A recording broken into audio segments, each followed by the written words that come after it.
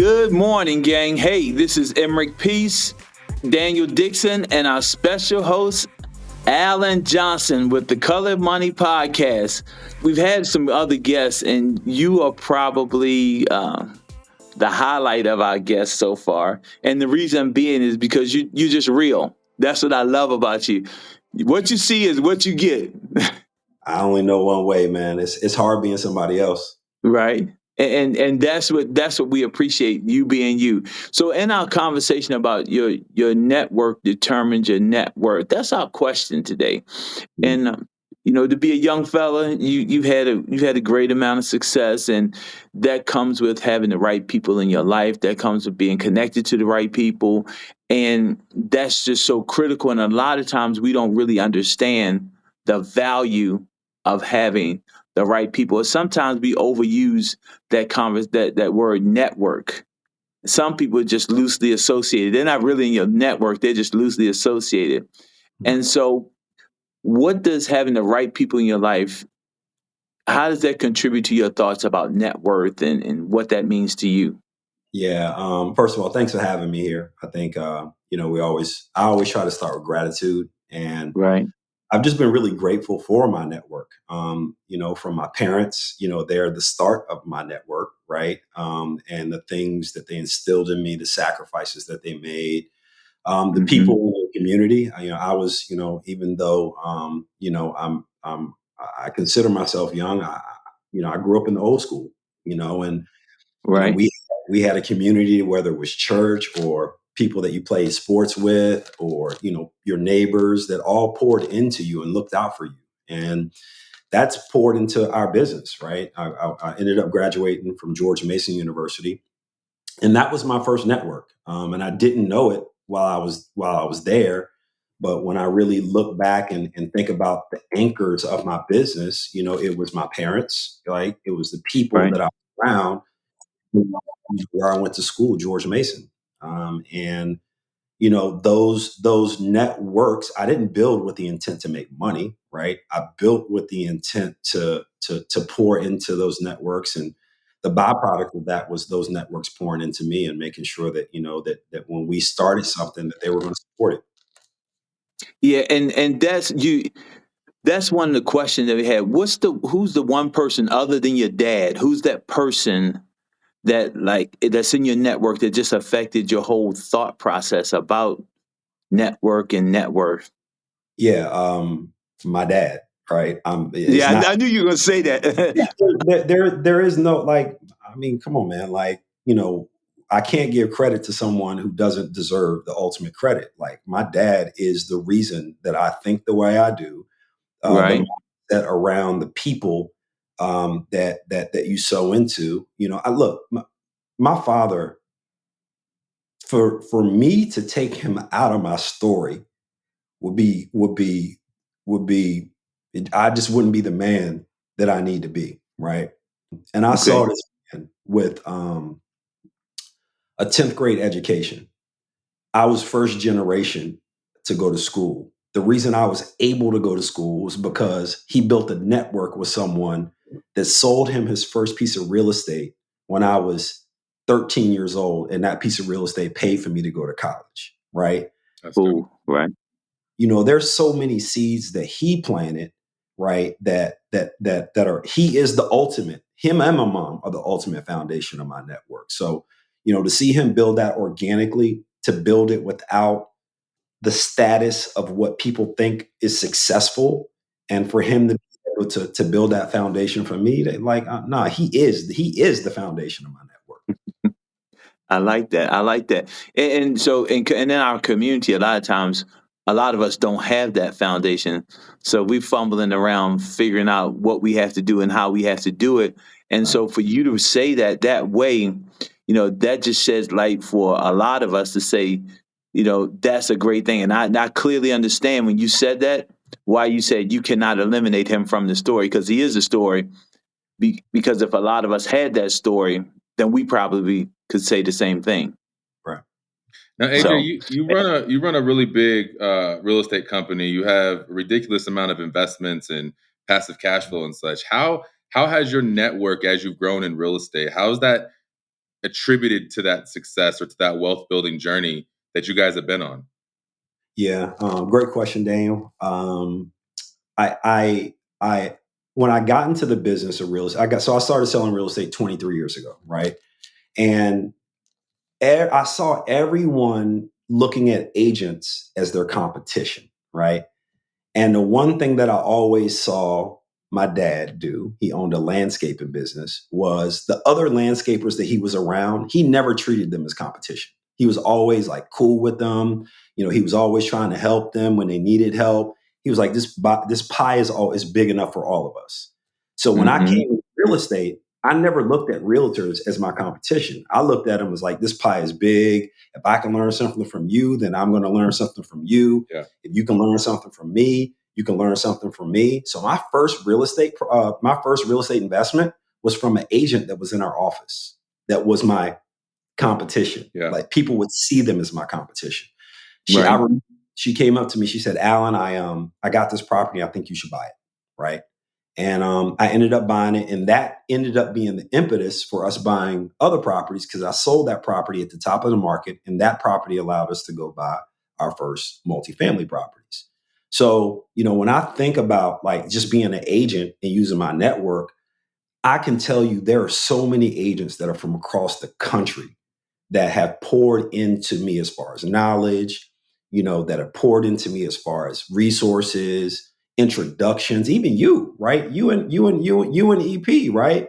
Y'all have opened up doors for me that, all you had to do was open it up for me. You introduced me to this person or Yeah. introduced me to this network, and it changed the trajectory of not just me, but my family and our team. So, for me, it was the people that I'm around, and it wasn't just my clients, it was my colleagues. Yeah. And I think the interesting piece of that, tell us a little bit about the BRN network, because I think that one of the reasons we wanted to have you on this, obviously you're very successful, but you started this Black Realtor Network Facebook group that has grown significantly over the last few years. And I think the testament and the mindset for that group is exactly what you're talking about. How can we lean in and all help each other so everyone inside of our communities continue to grow and look at each other as a collaboration over competition kind of mindset? Tell us a little bit about that BRN network. Yeah, so BR Network, I think it was started maybe 10 years ago. And it was just the problem was that we couldn't connect, right? And the great thing about social media is that sometimes we overconnect, but I figured this was a great way for us to be able to interconnect. And I have clients that I'm blessed to live in the DMV, right? Like Emerick. And I've had clients that specifically have asked me, "Hey, I want to work with someone that looks like me because they can. There are certain things I can talk to them about that I don't feel comfortable talking to other Yeah. people about." And I think Right. that's been the chasm between Black home ownership, is that if you had someone that you could just walk up to and talk about basketball, who's been through basketball, that's a very different conversation than someone who's never played basketball. Yeah. Same thing with real estate. So we just created a network of like Black agents across the country getting together, sending referrals to each other, sharing knowledge, sharing trade secrets, sharing, great stories, and sharing stories that we can only relate to. We had a story recently where an agent felt like that they were being discriminated against, and they wanted to be able to flesh it out and kind of talk it out. And after 100 comments, right, they came to a resolution that made them feel, a little bit better about the situation, that they weren't the only ones that were going through it. So, we know the numbers. 3% of homeowners in 2022 were Black. That is directly attributed to the fact that we haven't sold into Black realtors that it can encourage Yeah. more Black homeowners to go purchase more property. So I think we start in two places. We start with the homeowner. Yeah, we need to educate you, but can we also educate and resource the Black agent so they can be more of a resource in their own community? Definitely. Yeah, and that's huge right there, and that's something that we overlook so much. Is how do we share with each other and enhance our ability to just be a better professional. Period. Right. And so when we talk about that, we talk about the people in your network. How do you choose? We talk about your network as your net worth, and how do you choose those people in your network? Do you choose those people, or and it's sometimes we choose people, and then some people we just have to bless and release. Yeah. And so, how do you choose those people that in your network that live in your world? Yeah. I man, first I think you got to put yourself in the position to be around people that you want to Okay. to to add value, right? So it's very hard to build a lucrative network in a place that's not lucrative, right? Yeah. Or it's very hard to build an encouraging network in a place that's not encouraging. Can't give what you don't have. It's hard to build a real estate network around people who ain't really into real estate, right? So I think first you got to put yourself into the room where you can seek, where you have access to the people that you want. And then from there, I think you go through and just kind of figure out, who you vibe and who you synergize with. We always talk about, I don't think you necessarily have to love everything that people in your network do. That's ideal, right? But I got people in my network that I know for a fact probably vote for a different person than me, right? Or have different ideals and certain things than me. Now we're not totally like not aligned, like they're not bad people. But getting yourself in the right rooms are first, understanding that there's seasons of relationships, like you said. Some people need to go so you can make room for other people in your network.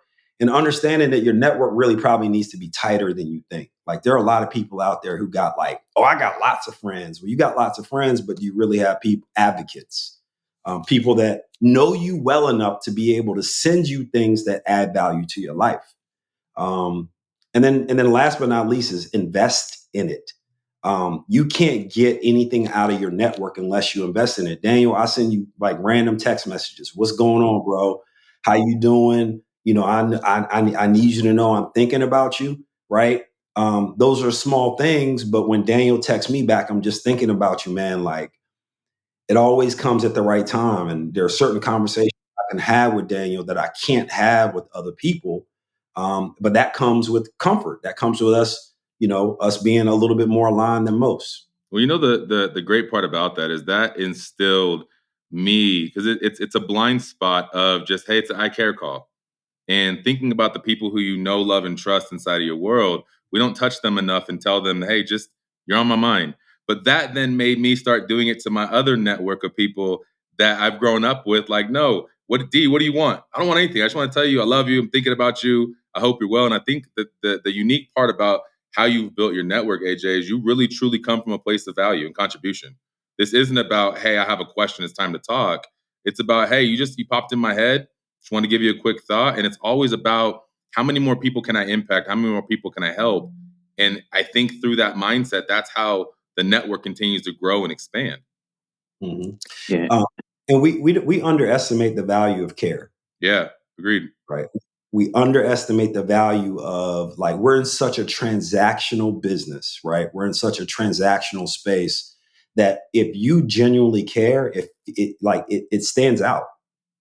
Mm-hmm. But it's not a business. We have grown to a place where we're in such a transactional life. Mm.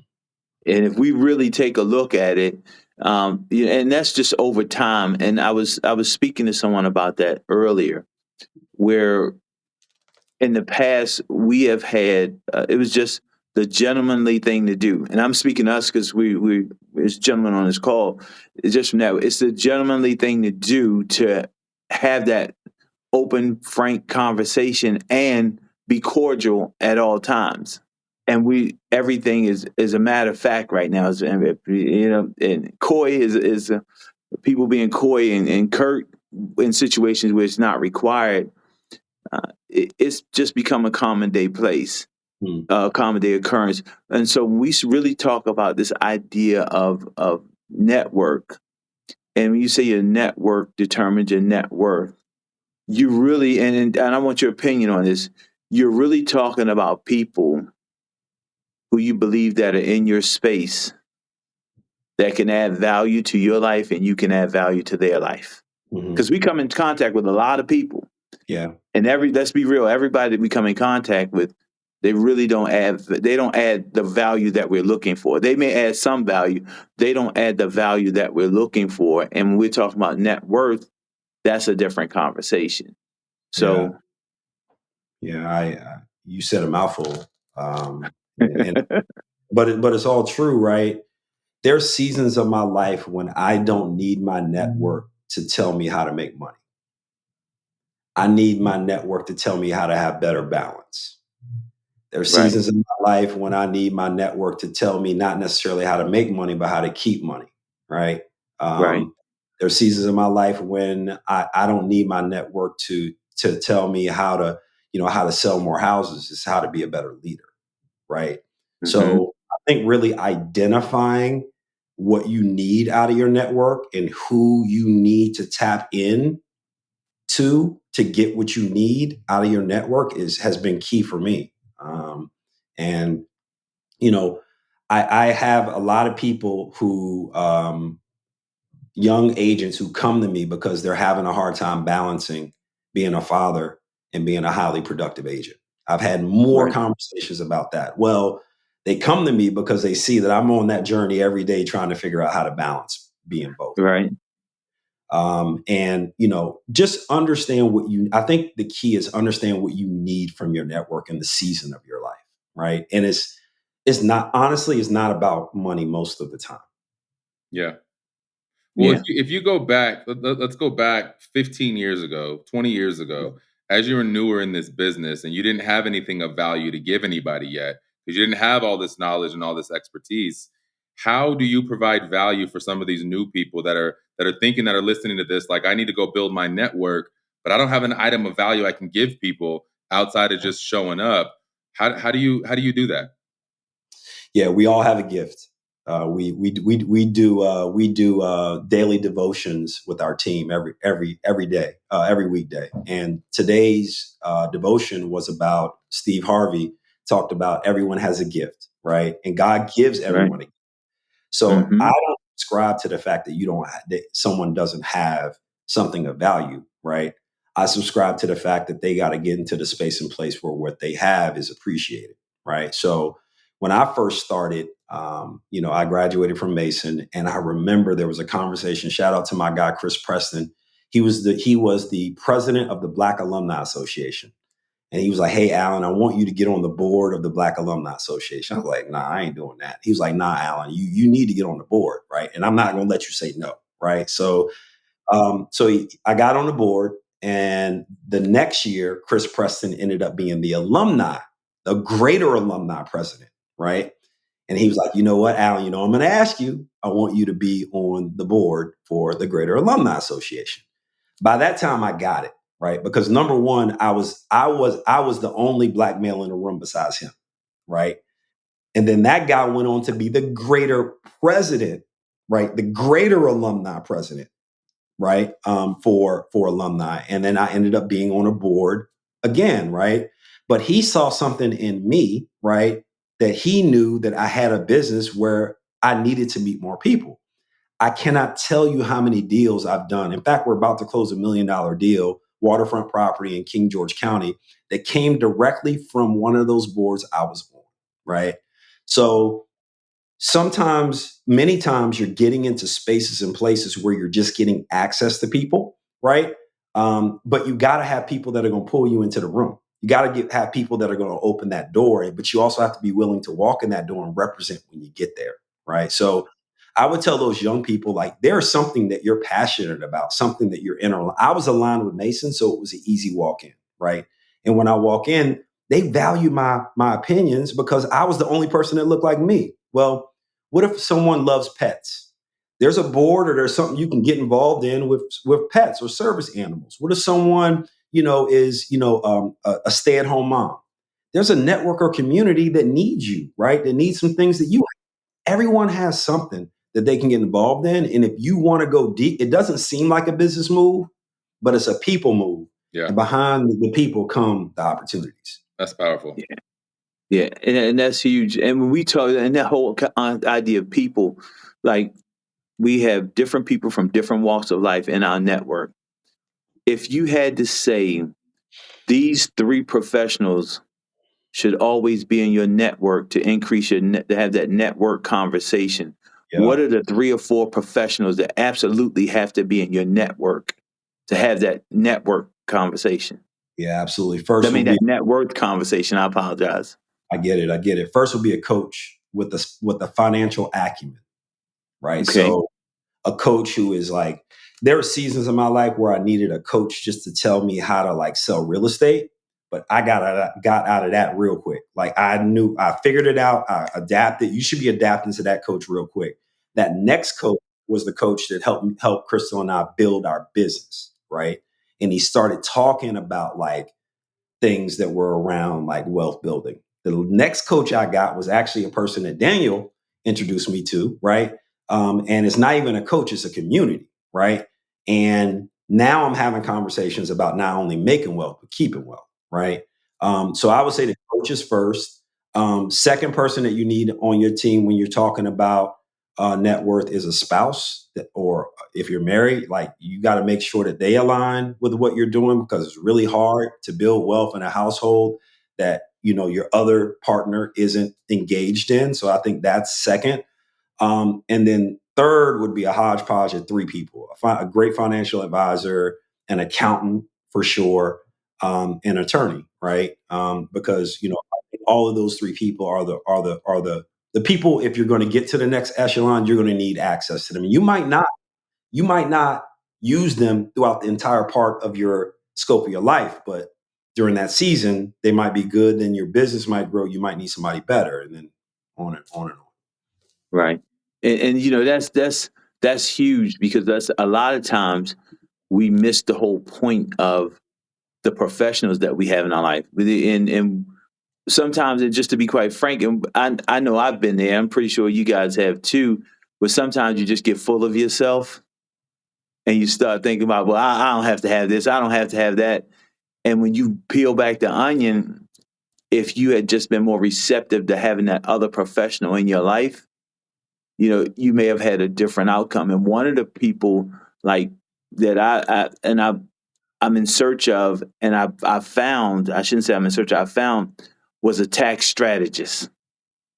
Because once you begin to accumulate assets, your taxes mean something totally different to you than they did before you accumulate net worth and assets.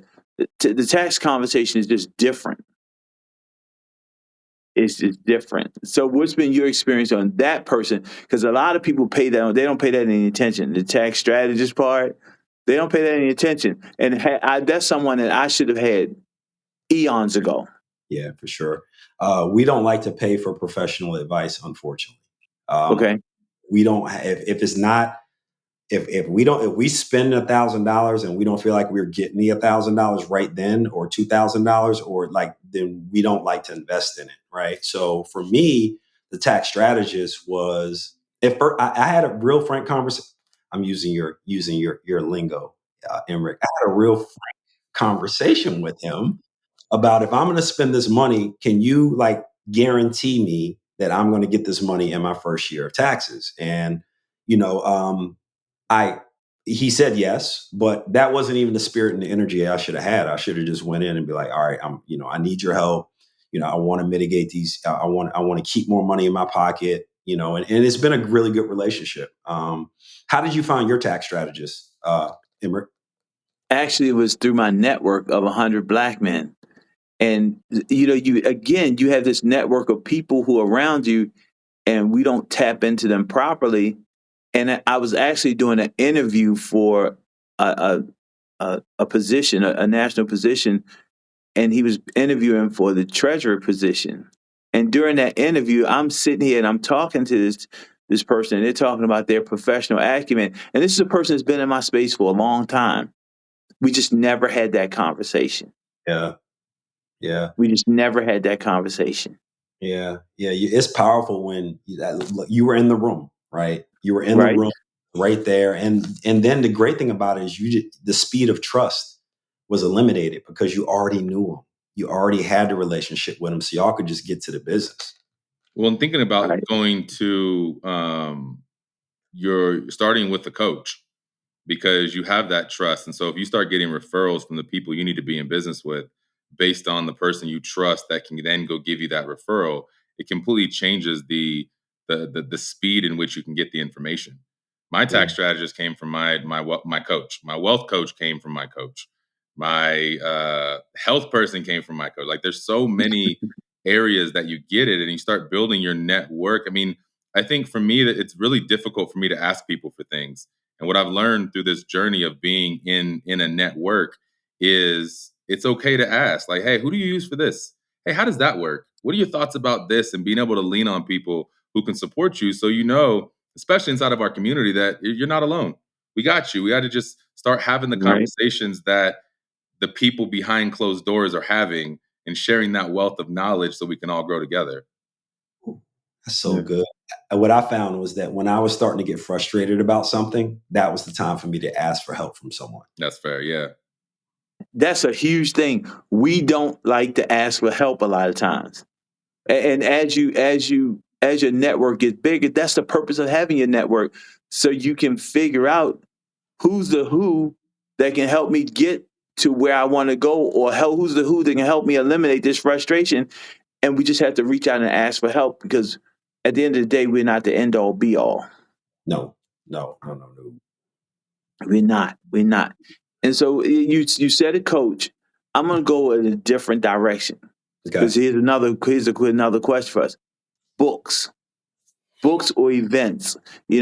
What are some of the books or events that have just had a profound impact on your thoughts about your network and your network? Yeah.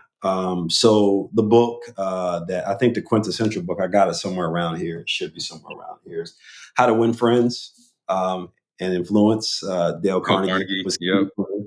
Right. Uh, I read that like a textbook. Literally, I would take a chapter, and over a year, I would just read pieces of it, and it was so easy to implement. And it was so many things. I was like, duh.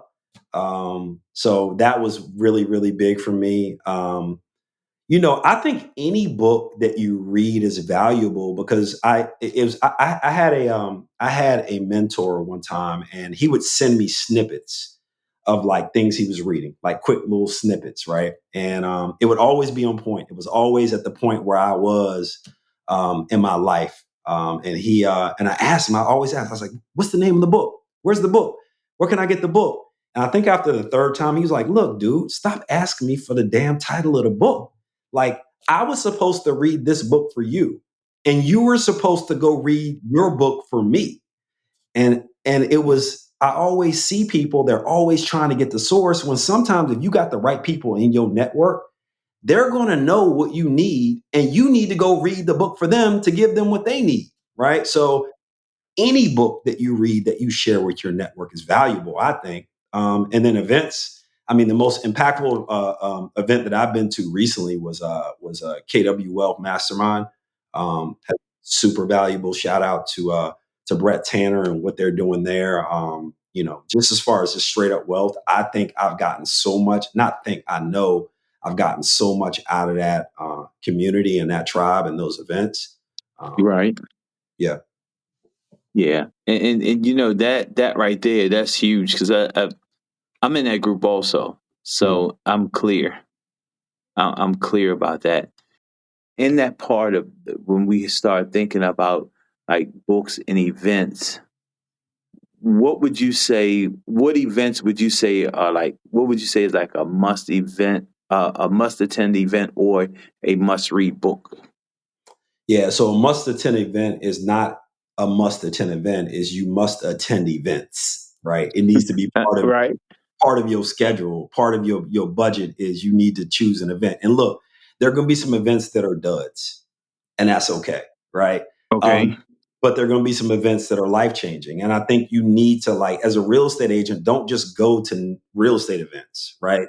Go to wealth events, go to investment events, go to greater business building and chamber events, right? Because oftentimes when you're in different events that aren't in your subject matter, you end up getting a mindset or just a thought pattern that will help you where you are, right? It'll help you think about what you do a little bit different.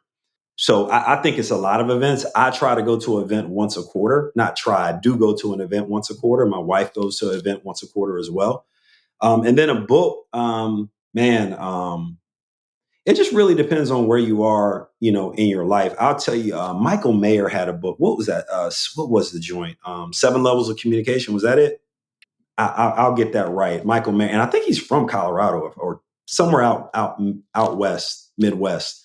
That book was really good for me in like how to communicate effectively with my network, right? Because I had these people and I didn't have a system around it.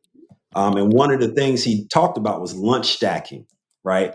And what I did with lunch stacking is he said once a week, you clear off 3 hours of your week. You go to your favorite restaurant and you invite 3 people that you really want to have lunch with, Yeah. right? And then you Right. have them back to back to back to back, right? And they get to meet each other, and then you get to the comfort of being able to like hold court. And I tell you, like, that's been super valuable for me being able to get in front of like pretty influential people, is being able to invite them into lunch and then having a schedule of when I'm going to get in front of them. Wow. I like that. I like that. A lunch stacking. I like that. Yep. And think about this. He talked about how when you go to the same place, it's like cheers. Everyone knows your name. So when you come in, when your guest comes in, they're like, "Oh, you're waiting for Daniel. Okay, come on back." Like, but and then obviously you're probably paying for everyone's meal, right? But it's a really effective way for you to be able. We're all busy, right? But we also have to make sure that we build our network. It's a really effective way for you to be able to get in front of influential people. Okay, cool. And so I'm gonna ask Daniel a question because I know you and Daniel run in some of the same circles. Yep. Daniel, as far as when we talk about your network is your net worth and your connection with Alan, right? How do you guys' network intertwine? I think being a highly successful Black real estate agent, our networks are kind of thin with each other and leaning on each other. And I think it's really just sharing information. Hey, look at this. Hey, read this. This might be beneficial, and just trying to continue to provide value. I think our community is really small, and Okay. when you think about how much value we can just continue to provide for our people inside of this business, um, I think a lot of them. I think we cross a lot of paths of a lot of people that we're in relationship with, people that I meet that are in the DMV area, and like they're just, I don't know, everything kind of intertwined because our we're minorities in this industry, pun intended. Well, I mean, and that comes from multiple angles because both of you guys have like highly successful business. Both of you guys are like super productive, and your day is always a time crunch because there's always more minutes. There's always more opportunities in the day than there are minutes in the day.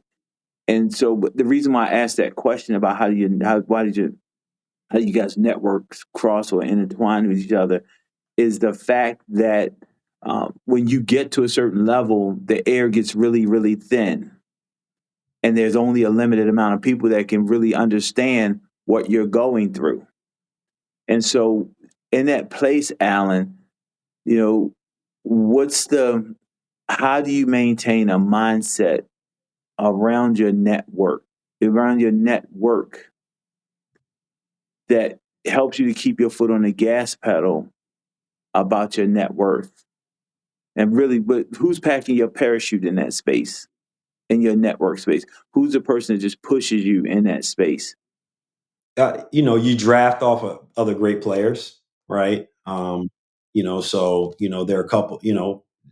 I think we can probably name like maybe 5 of us that are at least KW space that are hot. When we walk into the top 200, Daniel, the only one with J's on. You know what I'm saying? We know Ryan Butler gonna come in looking like Ryan Butler looks, relaxed flip flops and chilling. And then, my wife and I are in there, and, and it's very few people in there. So, I think first we have to spread out a little bit and not be in our own little sub circle in those rooms so we can meet other people. And then we got to get together after, right? There's some certain places that Daniel's going to get invited. He's just going to make sure I'm getting into too, right? And then there's certain places that I'm going to get invited. I'm just going to make sure that they get into too. And there's certain places that someone like Ryan's going to get involved. He's like, yo, you ain't invite Alan. Oh, he like Alan and Daniel. Oh, they need to be there, right? So, there's a level of accountability for each other, but there's also a level of like, nah, like if I come, they coming too, right? And you need to meet this person. And then there's no like, Ryan. Here's the crazy thing, Ryan Butler. Are you guys having him on this? I think he's on next week, Yeah. actually. Yeah. Yeah, it's Yeah. great, man. The one thing I love about Ryan is there's no competition with Ryan. Like we are in the same area, the same MSA, but I can call Ryan for anything, right? And Ryan can call me for anything. And if you're getting into spaces and places where you feel like competition is keeping you from collaboration, then you ain't mature enough to have the network that's going to take you to the next level. And I think to Wow. piggyback on that, I think when you become you live it and then you teach it. And so I think that is the pressure that it puts on you to continue to grow is I've got to continue to outgrow the people that I'm leading inside of my circle. I've got to continue to learn. I've got to continue to grow and I've got to continue to teach and pour into them and then continue to outpace them. Wow. Wow. Hey, you guys said a mouthful on that one because the whole idea is we said it earlier, you can't give what you don't have, right? However, when you have it, you have to be willing to give it in order to get more. Is that an accurate statement? Is that accurate? Yeah. Yeah. And I think when the game slows down is when you can start placing the people around you or the people that you lead, you can start to help them create their network. Right. Right. So I got a young Latino agent on our team, Alex, wonderful kid, man. He's not a kid, wonderful young man. And he, I see so many things in him, and he's a great salesperson, but he's got to start building his network out. So I told him that he needs to go join a business chamber, right where he's at. So Mhm. the funny thing is he went to a business chamber meeting after I kept leaning on him, and he ended up getting a deal out of that business chamber meeting within 3 weeks of being in it. Wow. So, Ended up selling one of our listings. Now, I didn't have him go into that for that, but he right. happened to be the only real estate agent. He happened to start having conversations about business. They wanted him there because they want real estate agents. Let me tell you, first of all, real estate agents, you're super valuable, right?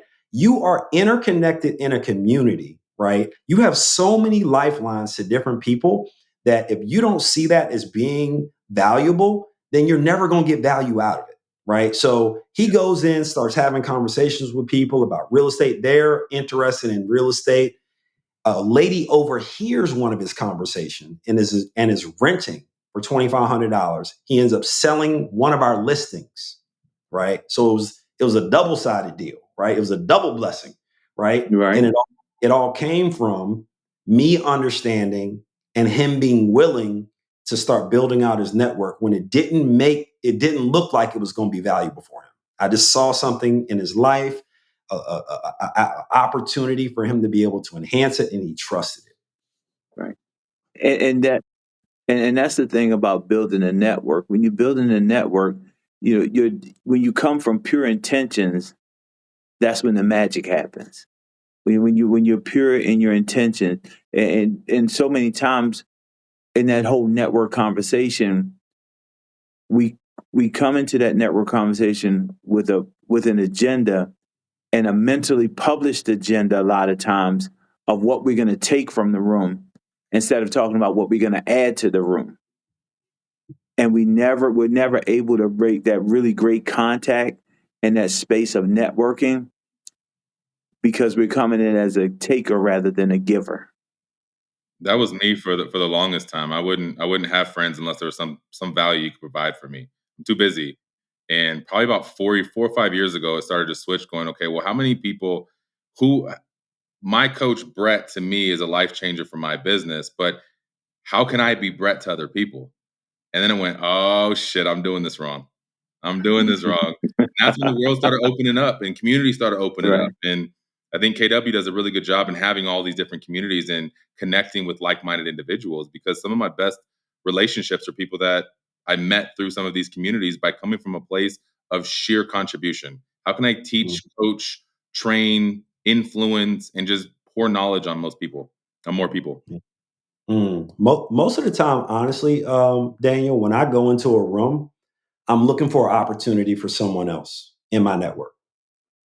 So I'm going in and I'm like, yo, like, how can would it be valuable for Daniel to meet Emerick? And then knowing enough about both of you to be able to make an introduction and say, look, y'all, the speed of trust is done.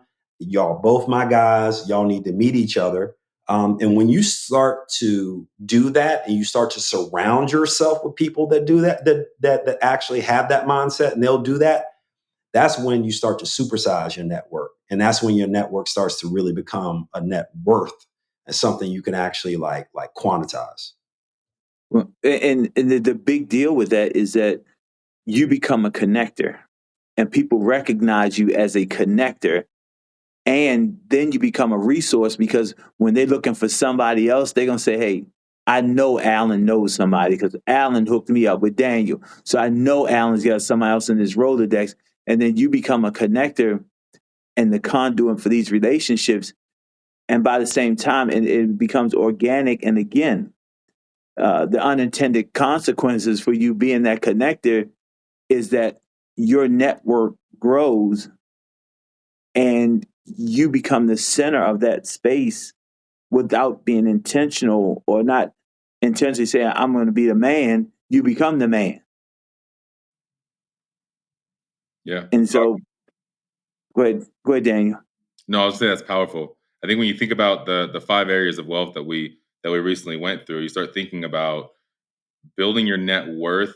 Yes, it's a number, but it's also like building your knowledge to build your finances. Like the net worth thing, I don't think is solely a number conversation. It's influence, it's circle, it's network, it's being spiritually full. Having your heart full, Right. being fulfilled, all of those things, and hitting all of those areas of true wealth building. Yeah. Yeah, it's funny because the things that potentially have held us back in the real estate space can actually be the things that supersize us in the real estate space. Like we've always thought that, I have to go into this room and I have to be this type of person because my people won't use me or those people won't use me but our value is who we are, right? Our value, like as Black people, like we are community focused. Like we come, like when you look back all the way back to Africa, we moved in groups, in familial groups. When we came over here and we were, and during times of slavery, the only way we survived was in familial groups, people who looked out for each other. Well, guess what? The same things that we did back then are the same things that we can do right now to build wealth, right? And the quicker we start to move and operate as a community and start to rely on our community to be able to help us and to support us and for us to pour into it and for us to not only look out for just our community, but for the kids coming up in our communities, for the elders in our communities, for everyone in our communities. I've always said this. The reason why my community supports me is because I support it. That's huge. And Alan, we're about to close out, and there's one network that you have that you've curated over these years, and that's the BRN network, the Black Realty Network. And curating that network of people, what does that mean, and what does that look like for somebody to join that network? Uh, tell us about what that really means, Yeah, we're quickly. the essence of it. Yep. We're quickly approaching 9,000 Black agents across the country. I think by the end of the year, we'll be at 10,000. And it truly is. I call it the Wakanda of real estate to anyone who joins because it truly is a place that is unlike any other place. We have on average about 20 referrals that get passed every day on that network. We have, ongoing coaching and ongoing support, not just through what we do, but through like the network supports the network, right? There are people who Right. oftentimes need things and they'll post and it'll be someone else who's doing it well and they'll share it. And then it'll be 50 agents that have the system that's worked well for someone else that they can implement into their world. Not just referrals for buyers and sellers, but referrals for life, right? Referrals for things that you need, from tax strategists to financial advisors to I've got this going on in my real estate business. This transaction, I need some help.